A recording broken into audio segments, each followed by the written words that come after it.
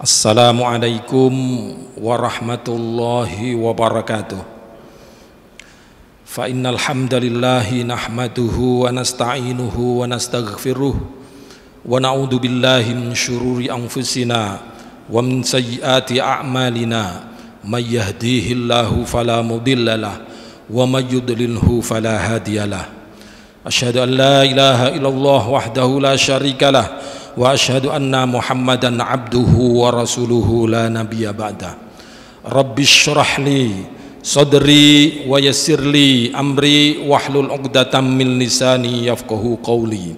Allahumma salli ala sayyidina Muhammadin afdalas salawat wa anmal barakat wa azkat tahiyyat fi jamil awqat ala asyrafil makhluqat sayyidina wa maulana Muhammadin akmali ahlil ardi was samawat wa sallim alaihi rabbana zakat tahiyyat fi jamil khotarati wal lahadat amma ba'd.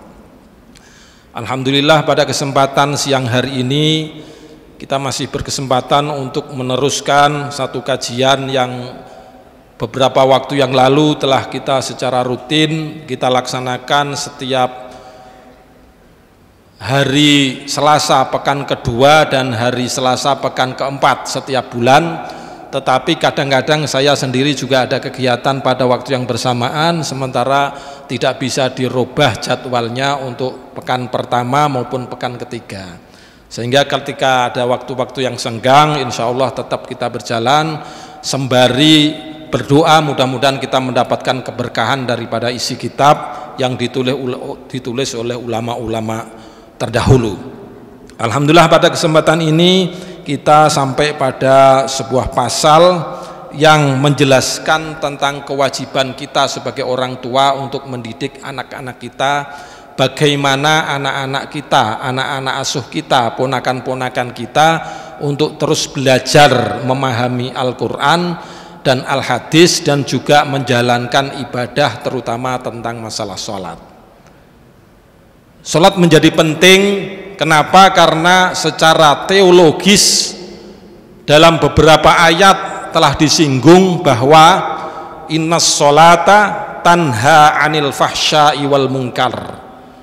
Salat itu bisa mencegah perbuatan keji dan perbuatan yang mungkar. Salat itu dalam arti bisa mencegah perbuatan-perbuatan yang dilanggar oleh agama dan sekaligus bisa mencegah perbuatan-perbuatan yang dilanggar atas dasar negara. Artinya apa? Kalau sholatnya benar maka agamanya pasti benar. Kalau sholatnya benar pasti tidak melanggar hukum-hukum negara. Innas sholata tanha anil fahsya'i wal munkar.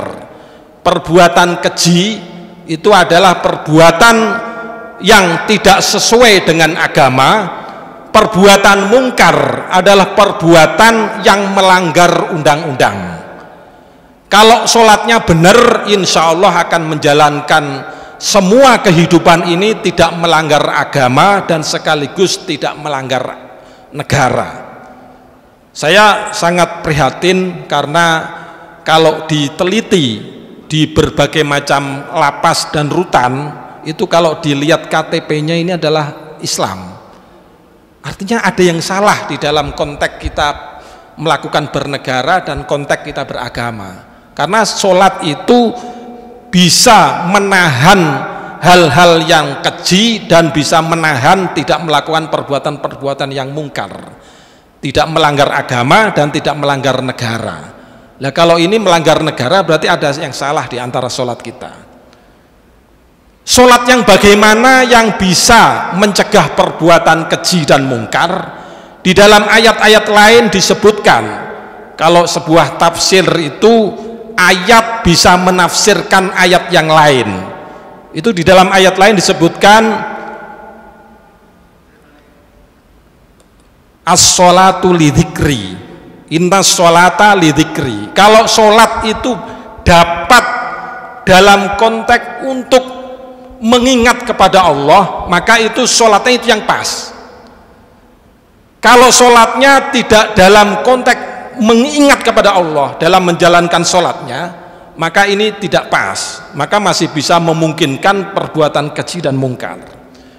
Di dalam berbagai macam sholat, doa-doa kita, inna sholata, oh ini kalau kita dalam ayat Al-Quran juga, jadi inna sholati wa nusuki wa mahyaya wa mamati lillahi rabbil alamin, seluruh kehidupan saya, jiwa raga kami, hidup kami dan mati kami persembahkan kepada Allah. Kalau sholatnya sudah dalam konteks seperti itulah, maka itu secara filosofis maka sholatnya bisa mencegah perbuatan keji dan mungkar.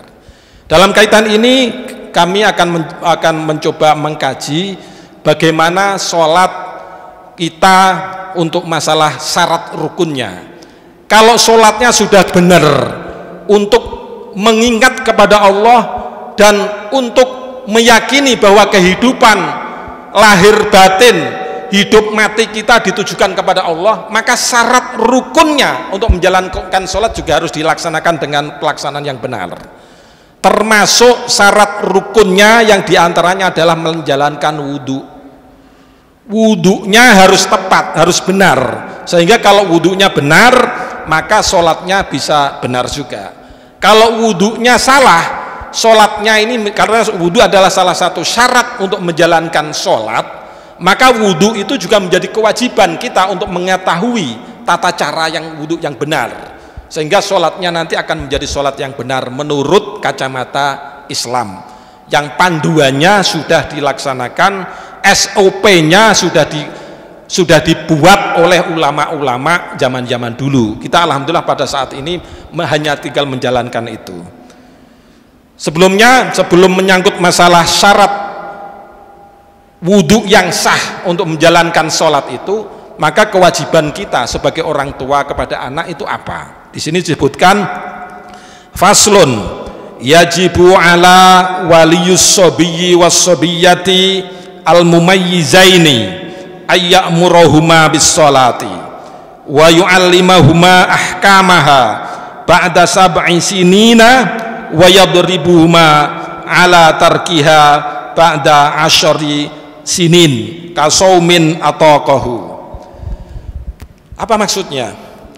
Yajibu ala waliyus sobi was sobiyati, kewajiban, wajib bagi setiap walinya seorang anak kecil maupun anak perempuan kecil, artinya orang tua, artinya orang yang dituakan dalam keluarga. Dalam konteks Minang misalkan ibu ataupun paman perempuan itu dijadikan sebagai orang tua di dalam seserahan, di dalam pernikahan. Jadi ibu atau adiknya ibu itu pun juga menjadi waliyus sobiyyi was sobiyati, orang yang dituakan di dalam keluarga manapun itu dibebankan sebuah kewajiban untuk memerintahkan anak laki-laki kecilnya, memerintahkan anak perempuan kecilnya yang berumur belum genap 10 tahun. Umur yang masih kecil, umur masih 7 tahun, diperintahkan untuk menjalankan kewajiban sholat. Meskipun dia belum balik, tetapi kewajiban orang tua maupun orang tua asuh maupun orang tua yang dianggap sebagai orang tua di lingkungan keluarga itu untuk diwajibkan memerintahkan anak kecil baik laki-laki maupun perempuan untuk menjalankan sholat. Diperintahkan itu kewajiban bagi orang tua di dalam keluarga kecil itu.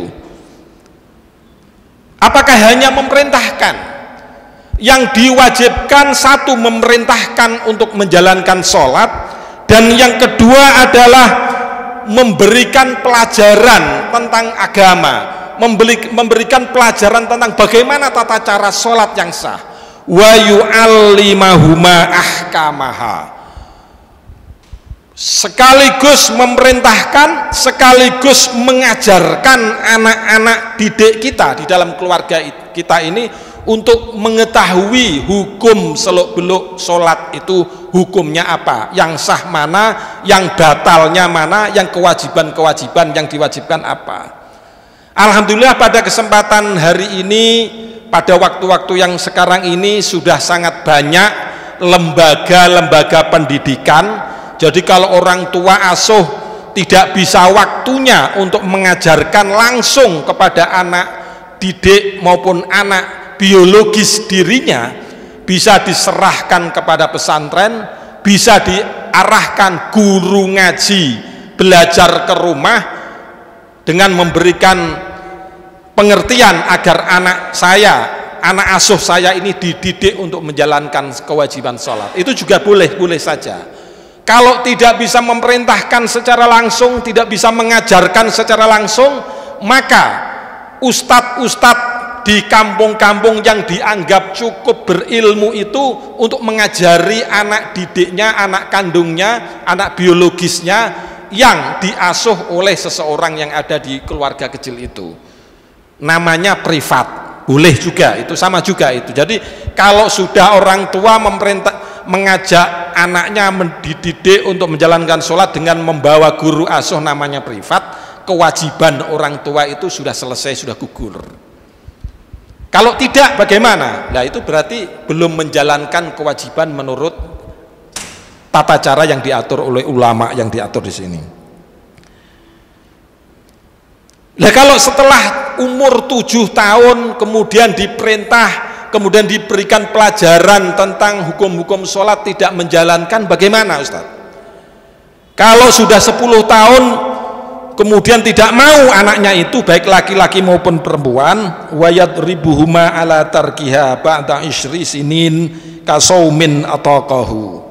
Jadi kalau dia menolak untuk tidak mau belajar, orang tuanya sudah mengajak guru privat, anaknya didik, anak kandungnya tidak mau belajar segala macam, setelah umur 10 tahun maka dia diberikan sanksi oleh ayah kandungnya, oleh orang tua asuhnya, oleh paman semendak di lingkungan keluarga yang dituakan itu, agar diberikan sanksi. Contohnya sekolahnya misalkan yang biasanya bonusnya untuk sekolah dikasih 10.000 dipotong menjadi 5.000 atau menjadi 2.000, kira-kira seperti itu, sebagai sanksi bentuk daripada pembelajaran bagi anaknya agar bisa sholat dan bisa belajar tentang hukum-hukum sholat. Hal ini juga sama dipraktekkan bukan hanya sholat, tetapi kasaumin atau kohu, sebagaimana juga di dalam pelajaran belajar untuk menjalankan puasa. Anak kecil kita yang umur 7 tahun diperintahkan dan diberikan pengertian tentang kewajiban-kewajiban puasa dan juga kewajiban-kewajiban sholat dan sekaligus hukum-hukumnya. Jangan sampai menjalankan sholat, menjalankan puasa tetapi hukum-hukumnya dilanggar. Yang membatalkan sholat apa, yang membatalkan puasa apa, juga harus diberikan pengertian itu. Nah, orang kecil yang kira-kira puasanya mampu menjalankan itu apa?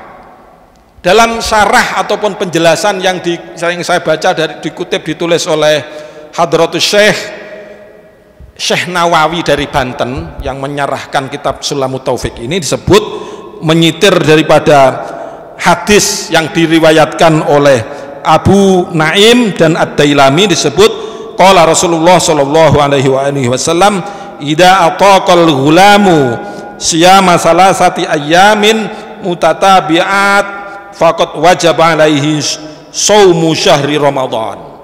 Yang dimaksud anak kecil ataupun baik laki-laki maupun perempuan di bawah 10 tahun, ketika dia bisa mampu untuk menjalankan puasa 3 hari berturut-turut, maka dia diwajibkan oleh bapaknya itu untuk menjalankan kewajiban puasa selama 1 bulan penuh. Kalau dia cukup kuat fisiknya untuk puasa 3 hari berturut-turut, berarti dia setelah 3 hari berturut-turut dia itu dianggap mampu untuk menjalankan ibadah puasa selama 1 bulan penuh. Mudah-mudahan ini nanti kalaupun bulan puasa depan kita masih mendapatkan rezeki tentang umur kita dan anak-anak kita, mudah-mudahan kita bisa memberikan pengertian kepada anak-anak kita, anak-anak didik kita, anak-anak asuh kita terkait kewajiban puasa Ramadan. Kalau dia sudah mampu menjalankan puasa selama 3 hari, maka itu dianggap mampu untuk menjalankan ibadah 1 bulan penuh. Ini kriteria kemampuan bagi anak-anak kecil. Itu yang disampaikan hadis yang diriwayatkan oleh Ad-Dailami. Itu yang pertama. Apa memang ada kewajiban lain selain orang tua?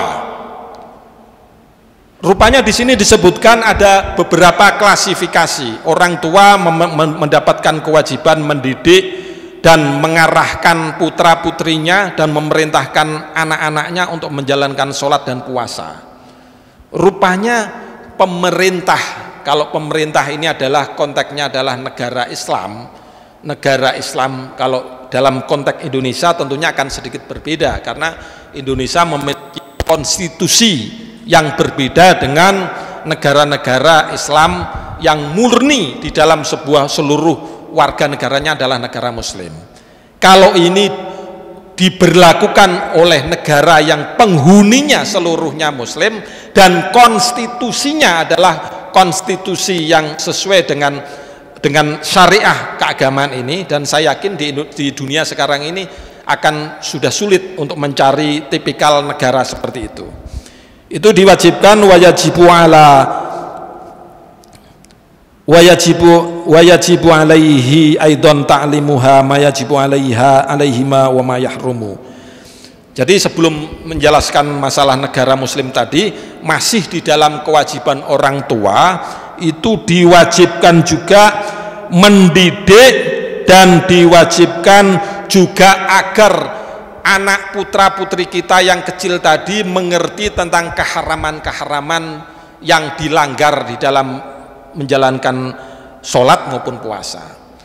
Kemudian yang kedua, wayajibu ala wulatil amri qatlu tarikis sholati kaslan illam yatub wa hukmuhu muslimun. Ini yang saya katakan. Jadi kalau negara konstitusinya ini adalah konstitusi negara Muslim dan itu diberlakukan pada sebuah komunitas negara tertentu dan tidak berlaku oleh negara yang lain tentunya.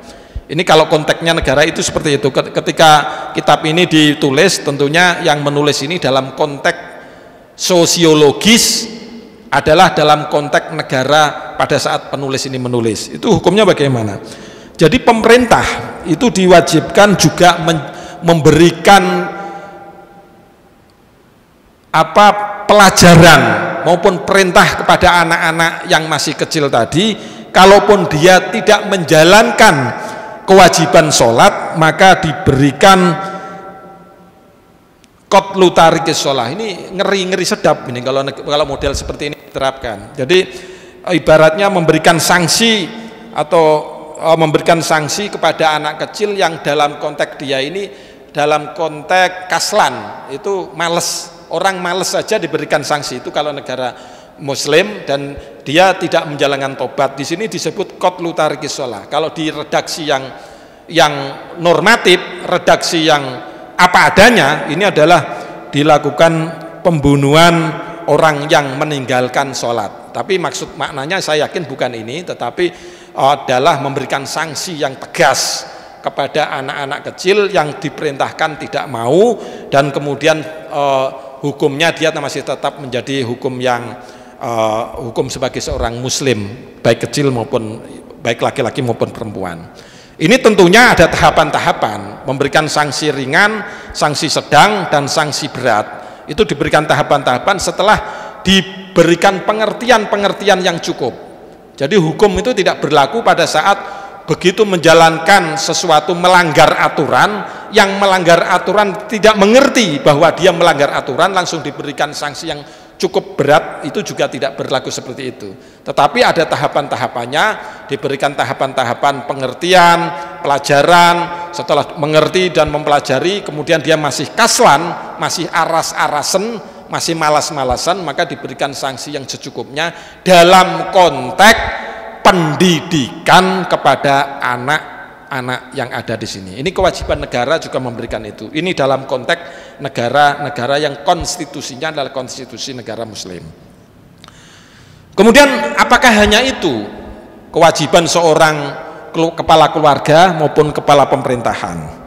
Di sini ada disebut juga wa yajibu ala kulli muslimin amru ahlihi biha wa qahrihim. Wa yajibu ala kulli muslimin amru ahlihi biha wa qahrihim wa ta'limihim wa qahruhum wa ta'limuhum arkanaha wa syurutaha wa mubtilatiha. Kewajiban setiap individu yang muslim. Tadi yang pertama adalah kepala rumah tangga, yang kedua adalah kepala pemerintahan baik RT, RW maupun level-level yang lebih tinggi, dan yang ketiga adalah kewajiban setiap individu muslim.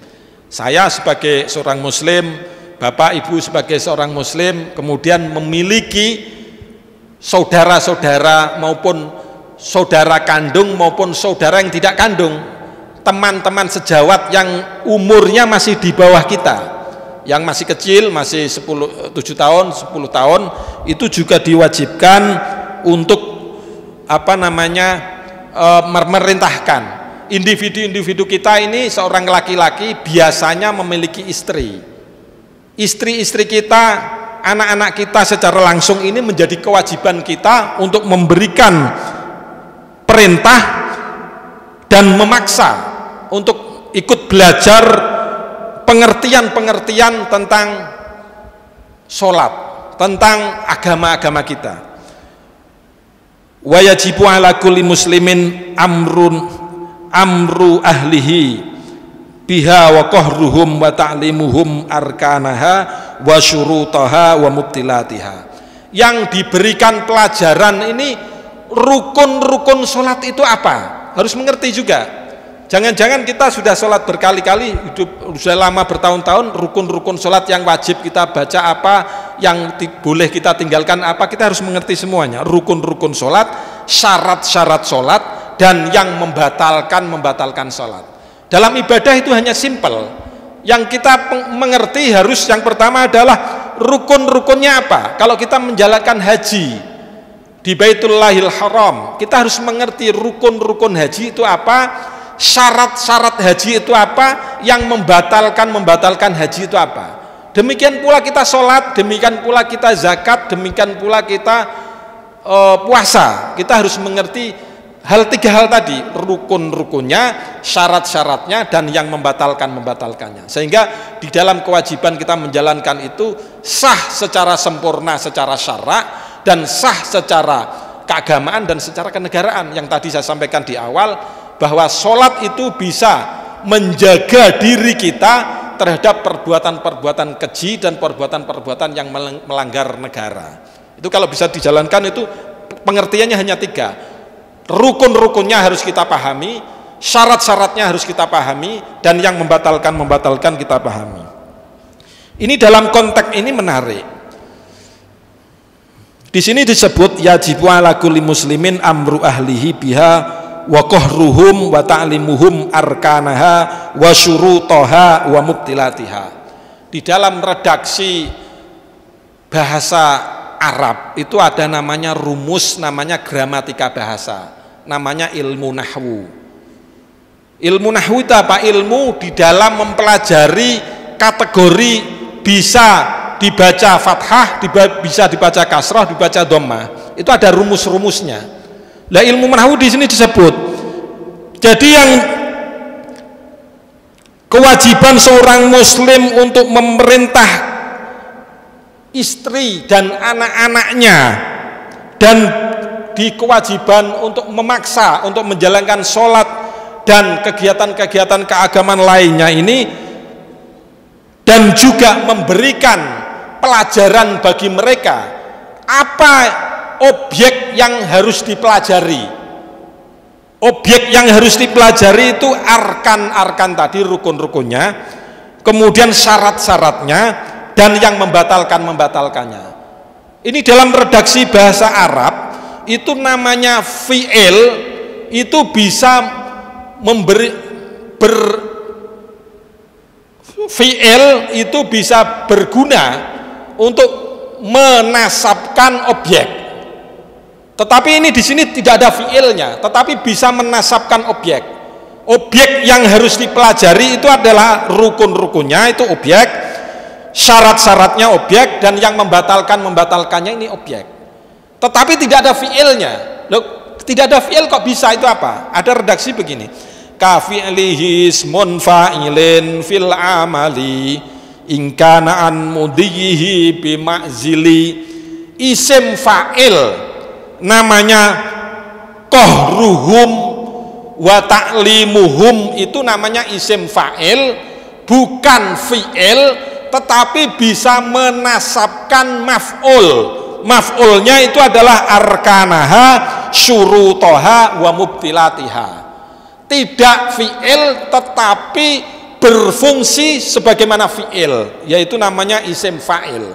Isim fa'il boleh beramal sebagaimana fi'ilnya dalam berbagai macam kategori selama dia tidak menunjukkan waktu yang madi, waktu yang lalu. Di sini tidak ada menunjukkan waktu yang lalu, bahkan waktu yang mustakbal. Jadi pelajaran yang harus diberikan seorang suami kepada istrinya itu bukan pelajaran masa lalu, tetapi secara kontinu, secara terus-menerus seorang suami memberikan pelajaran kepada istrinya kewajiban-kewajiban sholat berikut syarat, rukun, dan yang membatalkan sholat. Nah, itu namanya isim fa'il yang bisa berfungsi sebagaimana fi'ilnya manakala dia tidak mengikuti zaman madi, zaman yang lalu. Zamannya ini zaman mustakbal. Ini luar biasa. Jadi kalau membaca redaksi bahasa Arab segala macam, tentunya dengan kaidah-kaidah ilmu nahwu shorob.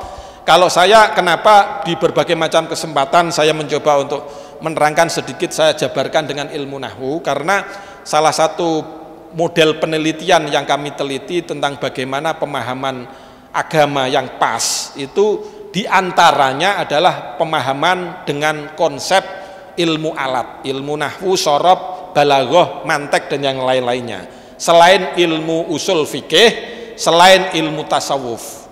Pelajaran agama harus dipahami dengan tasawuf, dengan kaidah-kaidah redaksi mufrodat yang dikembangkan dengan ilmu alat dan ilmu nahwu, dan juga dengan usul fikih. Wa kullu man qadara alaihi min ghairihim.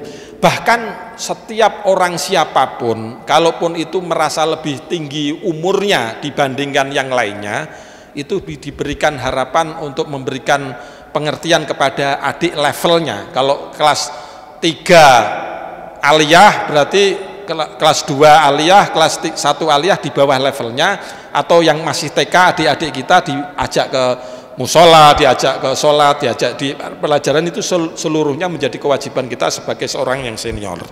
Beruntung kita menjadi senior, kalau nggak mau kita menjadi junior saja biar tidak mendapatkan kewajiban ini. Faslun, ini yang tadi saya katakan di pemuka pengajian tadi, bahwa syarat-syarat sholat kita harus tahu. Apa itu syarat-syarat sholat? Wa min syurutis sholati al-wudu'u wa furuduhu sittatun. Syarat-syarat sahnya sholat. Ini baru memasuk pada syarat sahnya sholat. Itu al-wudu. Jadi kalau orang menjalankan sholat tidak wudhu bagaimana? Ya tidak sah.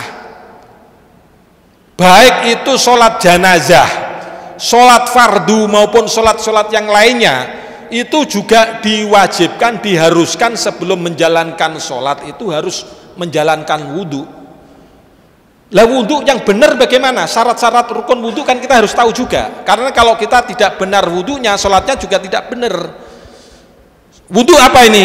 Wa furuduhu sittatun.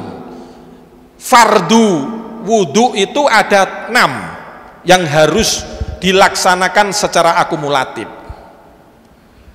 Di sini disebut, jadi kalau kita pelajaran di dalam hukum itu untuk membuat undang-undang itu harus ada istilahnya secara filosofis, secara yuridis, dan secara sosiologis. Jadi kalau masalah wudhu ini bukan hanya filosofis, yuridis maupun sosiologis, tetapi ini adalah teologis, karena diperintahkan langsung di dalam Al-Quran, terutama di surat Al-Ma'idah ayat 6. Mungkin nanti bisa dibaca surat Al-Ma'idah ayat 6. Bismillahirrahmanirrahim. Ya ayyuhalladzina amanu idza qumtum ilas sholati faghsilu wujuhakum wa aydiyakum ilal marafiqi wamsahu bi ru'usikum wa arjulakum ilal ka'bain wa in kuntum junuban fattahharu wa in kuntum marda aw ala safarin aw jaa ahadun minkum minal ghaiti aw lamastumun nisaa falam tajidu ma'an fatayammamu sa'idan thayyiban famsahu bi wujuhikum wa aydikum minhu ma yuridullahu liyaj'ala 'alaikum min haraj walakin yuridu litahhirakum waliyutimma ni'matahu 'alaikum la'allakum tashkurun. Ini landasan teologis kenapa wudhu itu diwajibkan di dalam tradisi agama Islam. Bukan hanya filosofis, yuridis maupun sosiologis, tetapi landasan teologisnya seperti itu. Fardu wudhu ada 6 kategori. Yang pertama, al-awalu niyatut taharati lis-sholati bil qalbi au ghairiha minan niyat al-mujziyah inda ghuslil wajhi.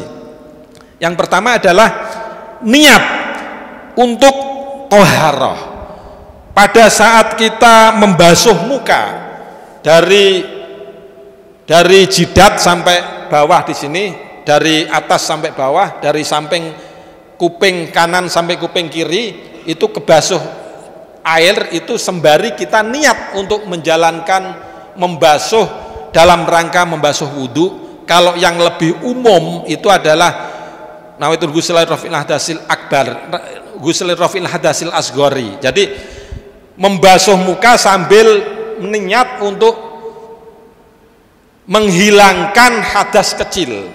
Itu bisa dipakai untuk sholat, bisa dipakai untuk membaca Al-Quran. Tetapi kalau kita niatnya untuk membasuh ini hanya untuk sholat saja, nawaitul wudu al lissolati, untuk sholat saja, berarti untuk membaca Al-Qur'annya dia nggak kena. Jadi lebih enaknya lebih umum saja.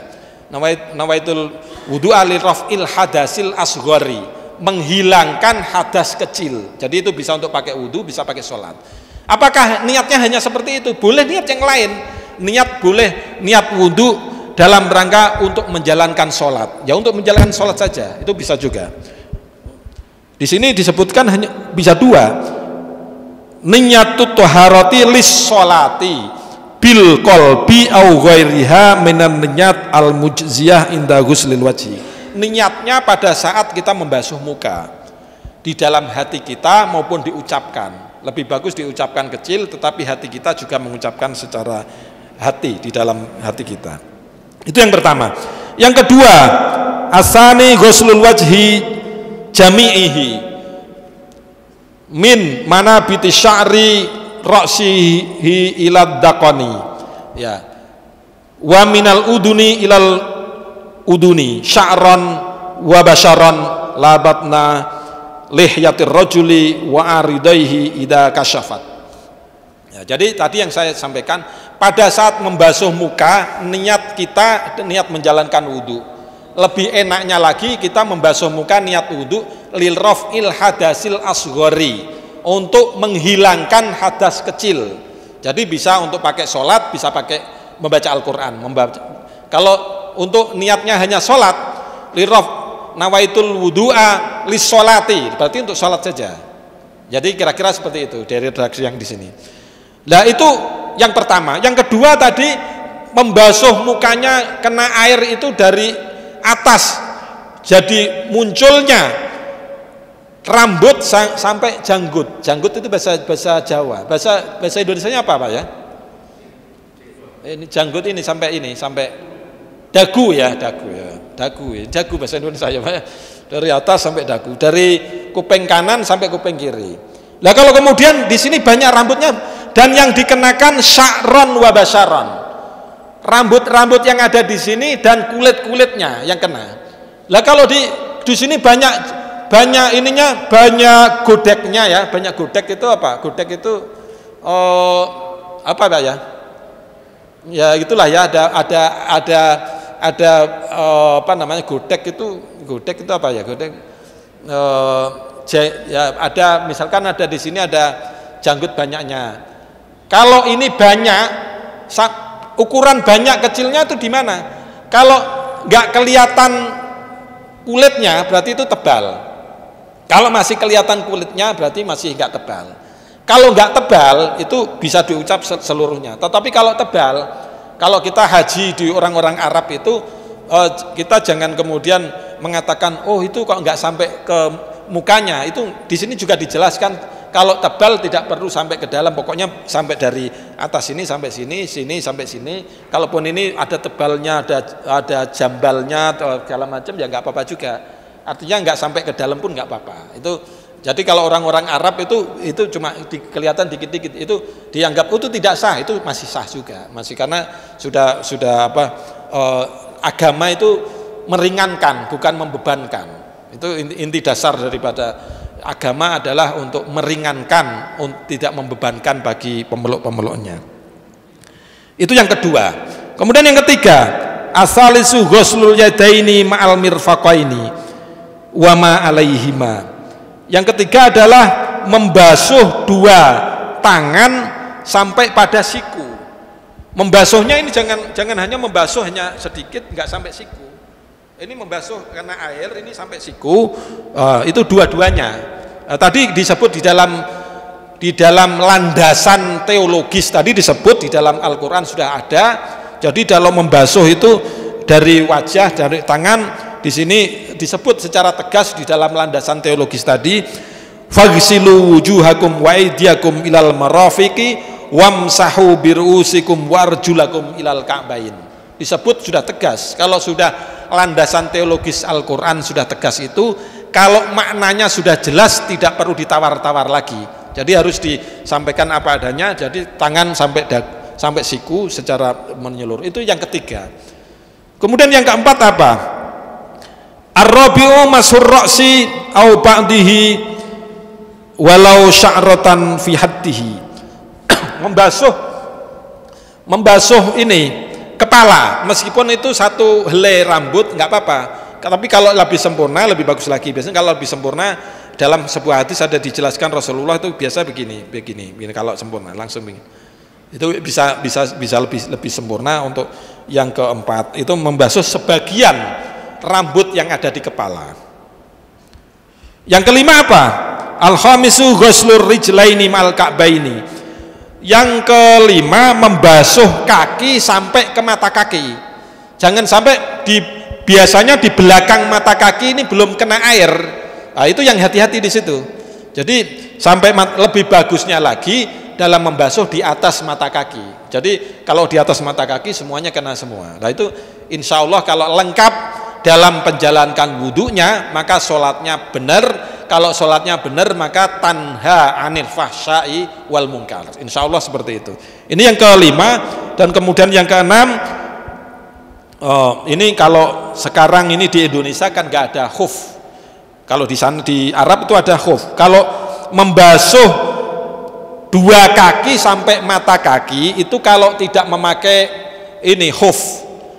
Ya kalau memakai khuf itu apa? Khuf itu kayak sepatu orang Arab. Itu bisa dipakai hanya tidak kakinya tetapi dibasuh sepatunya. Itu sepatu khusus oleh orang Arab. Sekarang masih ada di beberapa negara Arab masih memakai itu. Tapi kalau orang Indonesia nggak perlu, biasanya itu gimana Pak?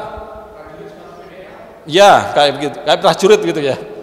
Ya kalau khuf yang kriteria yang dipakai khuf itu ya khuf yang bukan seperti yang dipakai tentara-tentara kita, tetapi saya tidak tahu, mungkin pengembangan ilmu bisa juga itu menjadi bahan sebuah renungan. Kalaupun itu menjadi kewajiban para prajurit untuk diperang di medan perang, sementara kesulitan air, bisa juga itu dijadikan sebagai alas seperti khuf, tetapi saya tidak mengatakan itu khuf, karena khuf itu ada ada model sendiri yang pada masa-masa lalu, dan itu kebanyakan sekarang masih dipakai di dalam negara-negara Arab. Asadisu at-tartib hakada. Jadi yang keenam itu harus berurutan. Lah kalau kemudian kita wudunya dari tangan dulu, kemudian baru membasuh muka, itu juga nggak tertib. Jadi keenam-enamnya ini harus dijalankan secara tertib, baik niat membasuh muka, membasuh tangan, membasuh sebagian kepala, ya kan, terus kemudian kaki. Lah kalau kuping bagaimana, Ustadz? Kuping itu sunnah. Kuping itu di sini tidak disebutkan. Kuping, membasuh kuping itu tidak, telinga itu tidak disebutkan, karena yang disebutkan di redaksi di sini, baik di dalam Al-Quran juga, itu tidak membasuh kuping. Tetapi ya karena ini kuping biasanya ada yang kotor-kotorannya kita basuh juga. Jadi itu ada 6 syaratnya wudu agar sholatnya sah, maka syarat wudunya harus dipenuhi secara sah. Insya Allah pada waktu berikutnya akan dijelaskan faslun wayang kudul wudu. Apa sih yang membatalkan wudu? Yang membatalkan wudu itu seorang setelah wudu sempurna, yang membatalkan ini juga harus kita mengerti, karena yang kita wajib ketahui adalah rukun-rukunnya, syarat-syaratnya, dan yang membatalkannya. Ya, ini nanti salah satu syarat untuk menjalankan sholat adalah wudu. Kewajiban wudu itu fardu wudu tadi sudah disebutkan ada 6, dan kemudian nanti insya Allah pada sesi berikutnya akan dijelaskan yang membatalkan wudu itu apa saja. Insya Allah pada sesi pertemuan berikutnya kita akan membahas tentang apa-apa itu yang bisa membatalkan wudu dan menjadikan tidak sah. Kalau kita sudah wudu batal kemudian kita sholat, berarti itu tidak sah sholatnya, kita mengulang lagi wudunya. Seperti yang saya sampaikan tadi, ada 6 kriteria kewajiban wudu yang harus dipenuhi, yaitu furudul wudu tadi saya sampaikan, saya ulangi lagi. Yang pertama adalah niat membasuh, pada saat membasuh bersamaan dengan membasuh itu niat. Yang kedua adalah membasuh muka itu dari atas sampai ke dagu, dari kuping kanan sampai kiri seluruhnya, baik basaron maupun sa'ron, rambut maupun kulitnya harus kena air. Itu yang kedua. Kemudian yang ketiga adalah membasuh tangan dan sampai siku, dan kemudian yang keempat adalah membasuh sebagian kepala, dan yang keenam adalah membasuh kaki sampai mata kaki, dan yang keenam adalah berurutan. Kalau tidak berurutan berarti tidak sah. Itu syarat sahnya wudu. Insya Allah mudah-mudahan kita perbaiki. Kalaupun nanti ada beberapa kejadian wudu kita masa lalu mungkin kurang pas, terutama di sela-sela mata kaki, di belakang mata kaki biasanya kita kesulitan untuk melengkapi. Lah itu mudah-mudahan kita sambil mulai saat ini kita hati-hati melengkapi itu. Insya Allah meskipun sedikit pengertian ilmu yang kita dapatkan di sini, mudah-mudahan ada barokahnya dan ada hikmahnya. Wallahu muwaffiq ila aqwamit thoriq. Wassalamualaikum warahmatullahi wabarakatuh.